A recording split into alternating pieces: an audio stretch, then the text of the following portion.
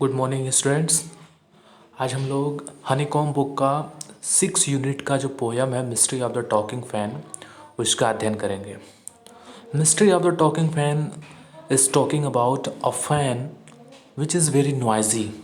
इस लेसन में जिस फ़ैन की बात हुई है, मिस्ट्री का मतलब हुआ रहस्य, टॉकिंग फैन का मतलब हुआ बात करने वाला पंखा।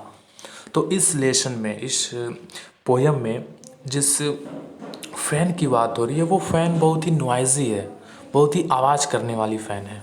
तो चलिए हम पढ़ते हैं इसको। Is there a ceiling fan in the room where you are sitting now? Is the fan quiet or noisy? If it is noisy, you may be sure it is a distant relative of the talking fan in the poem which you are going to read. Is there a ceiling fan in the room where you are sitting now?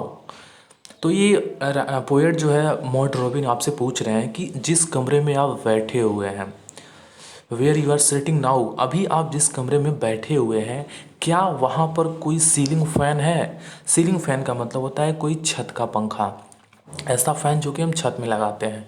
तो जिस कमरे में आप बैठे हुए हैं उस कमरे में कोई सीलिंग फ़ैन है? Is the fan quiet or noisy? अब पोएट पूछ रहे हैं कि क्या वो फ़ैन जो पंखा आपके रूम में है वो क्वाइट है, चुपचाप से अपना काम करता है, चुपचाप से हवा देता है, या फिर वो नॉइज़ी है, या वो शोरगुल मचाता है, आवाज़ करता है। इफ़ इट इज़ नॉइज़ी, यदि उस पंखे से आवाज़ आती है, you may be sure it is a distant relative of the talking fan in the poem. तो वो अगर उस पंखे से आवाज़ आती है या उस पंखे से आवाज़ निकलती है तो वो ज़रूर ही, तो निश्चित ही वो पंखा जो है इस पोयम के, जो पोयम आप पढ़ने जा रहे हैं, which you are going to read, जो पोयम आप पढ़ने जा रहे हैं उस पोयम के टॉकिंग फैन के, इस पोयम के बात करने वाले पंखे की डिस्टेंट रिलेटिव होगा, दूर का रिश्तेदार होगा। चलिए हम पोयम पढ़ते हैं। Once there was a talking fan, electrical he chatter, I couldn't quite hear what he said and I hope it doesn't matter, because one day somebody oiled his little whirling motor and all the mystery was spoiled. He ran as still as water. Once का मतलब एक बार, एक बार there was a talking fan, एक बात करने वाला पंखा था। इलेक्ट्रिकल हिज चैटर, चैटर का मतलब बातचीत या बकवास, जो भी उसकी बातचीत थी, जो भी वो बकवास करता था वो इलेक्ट्रिकल था, मतलब वो उसको कोई समझने वाला नहीं था, वो इलेक्ट्रिकल था उसका chatter. I couldn't quite hear what he said, what he said, जो भी कुछ उसने कहा मैं उसको सुन नहीं सकता था। I could not quite here, मैं पूरी तरह से या स्पष्ट रूप से उसको सुन नहीं सकता था जो कुछ भी उसने कहा।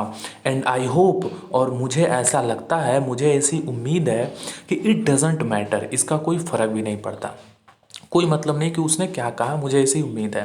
बिकॉज, क्योंकि वन डे समबडी ऑयल्ड, क्योंकि एक दिन कोई उसको, उस पंखे की ऑयलिंग कर देगा, कोई उसमें तेल डाल देगा। His little whirling motor, whirling का मतलब होता है चक्करदार या घुमावदार, तो कोई एक दिन उसके घुमावदार मोटर में, उसके छोटे से घुमावदार मोटर में, चक्करदार मोटर में ऑयलिंग कर देगा, तेल डाल देगा, और and all the mystery was spoiled, और जो भी उस पंखे की मिस्ट्री है, जो भी उस पंखे का रहस्य है वो स्पॉइल्ड हो जाएगा, बर्बाद हो जाएगा, ख़त्म हो जाएगा। ही रैन एज स्टिल एज वाटर, और वो उतनी ही शांति से चलेगा जैसे कि कोई जलधारा चलती हो, जैसे कि पानी की लहरें शांति से चलती हैं, वैसे ही उतनी ही शांति से वो चलेगा।